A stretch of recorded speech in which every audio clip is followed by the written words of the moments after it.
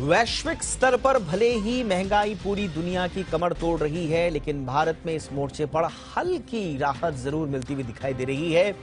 खाने पीने के सामान से लेकर फ्यूल, बिजली के दाम महंगाई कम होने से उनके जो दाम कम होने से थोड़ा सा महंगाई दर घटी है। सरकार की तरफ से जारी आंकड़ों के मुताबिक कंज्यूमर प्राइस इंडेक्स यानी कि सीपीआई आधारित रिटेल महंगाई दर मई में घटकर 7.04% पर पहुंच गई है। एक साल पहले मई 2021 में ये 6.30% थी। वहीं खाद्य महंगाई दर 8.31% से घटकर 7.97% पर पहुंच गई है। हालांकि ये लगातार 5वां महीना है जब महंगाई दर आरबीआई की 6% की ऊपरी लिमिट के पार रही है। जनवरी 2022 में रिटेल महंगाई दर 6.01% थी, तो फरवरी में 6.07%, मार्च में 6.95%, अप्रैल में 7.79% दर्ज की गई। सीपीआई के मोर्चे पर हल्की सी ही सही, लेकिन राहत के बाद उम्मीद यह जाहिर की जा रही है कि ब्याज दरों में बढ़ोतरी अब बहुत ज्यादा आक्रामक नहीं होगी या बीच में कोई पॉलिसी लाने की आवश्यकता नहीं पड़ेगी। लेकिन इस मोर्चे पर अब अगली मॉनेटरी पॉलिसी कमेटी की बैठक में थोड़ी राहत देखने को भी मिल सकती है।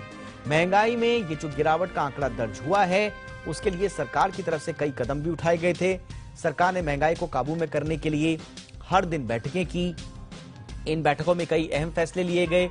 आटे का दाम जब 12 साल के ऊपरी स्तर पर पहुंच गया था, तो कीमतों को नियंत्रण में लाने के लिए सरकार ने गेहूं के निर्यात पर बैन लगाया। दरअसल निर्यात जारी रखने से देश में गेहूं का संकट खड़ा हो सकता था और ऐसे में गेहूं और आटे के दाम फिर आसमान छू सकते थे। आटे के बाद चुनौती थी खाने के तेल के बढ़ते दाम। इस मोर्चे पर आम जनता को राहत देने के लिए सरकार ने 20-20 लाख टन तक कच्चे सोयाबीन, सूरजमुखी तेल से आयात शुल्क को हटा दिया। इससे खाने का जो तेल है उसके दामों में 3 से 5 रुपए प्रति लीटर की कमी की उम्मीद जाहिर की गई। इसके साथ ही इंडोनेशिया के पाम ऑयल से एक्सपोर्ट बैन हटने का जो फायदा है वो भी मिला, उससे थोड़ी राहत मिली। इसके अलावा सरकार ने चीनी एक्सपोर्ट की जो सीमा है उसको भी तय कर दिया। दरअसल घरेलू बाजार में चीनी के दाम 2 रुपए प्रति किलो तक बढ़ गए थे। ऐसे में सरकार ने एहतियातन एक्सपोर्ट लिमिट तय कर दी थी। सरकार ने भले ही महंगाई को काबू में करने के लिए कुछ कदम उठाए, लेकिन महंगाई के मोर्चे पर जो चुनौतियां हैं वो अभी खत्म नहीं हुई हैं। वैश्विक स्तर पर आप महंगाई देखेंगे तो आप देखेंगे कि वो अपना विकराल रूप दिखा रही है। अमेरिका में 40 साल के ऊपरी स्तर पर इतना विकराल कि अमेरिका भी नहीं बच पाया। अंतर्राष्ट्रीय स्तर पर कच्चे तेल की कीमतें बेतहाशा बढ़ रही हैं। कच्चे तेल में तेजी का मतलब है कि पेट्रोल और डीजल पर घटाई एक्साइज ड्यूटी का फायदा ज्यादा दिन टिक पाना संभव नहीं है।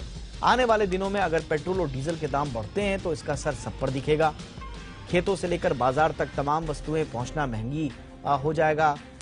इससे रोजमर्रा का जो इस्तेमाल है उसकी बहुत सारी चीजें महंगी हो सकती हैं। ईंधन की कीमत बढ़ने से वस्तुओं का जो उत्पादन है, इनपुट कॉस्ट है, वो बढ़ रही है, उत्पादन लागत जिसे कहा जाता है। रूस यूक्रेन युद्ध और चीन में लॉकडाउन की वजह से सप्लाई चेन वैसे भी प्रभावित हुई थी। ऐसे में जब तक ये युद्ध चल रहा है जो बड़ा अनिश्चितताओं से भरा हुआ है, कब कहां कैसे होगा, कब खत्म होगा, कोई नहीं जानता। और चीन में कोरोना के मामले कम नहीं होते तब तक महंगाई से पूरी तरह से राहत मिलने की उम्मीद कम है। वैसे भी इस महंगाई को कहा जा रहा है कि ये इंपोर्टेड महंगाई ज्यादा है, बाहर से आई हुई महंगाई ज्यादा है। सप्लाई साइड की दिक्कतों की वजह से उपजी हुई महंगाई है, डिमांड वाली महंगाई ये उतनी नहीं है।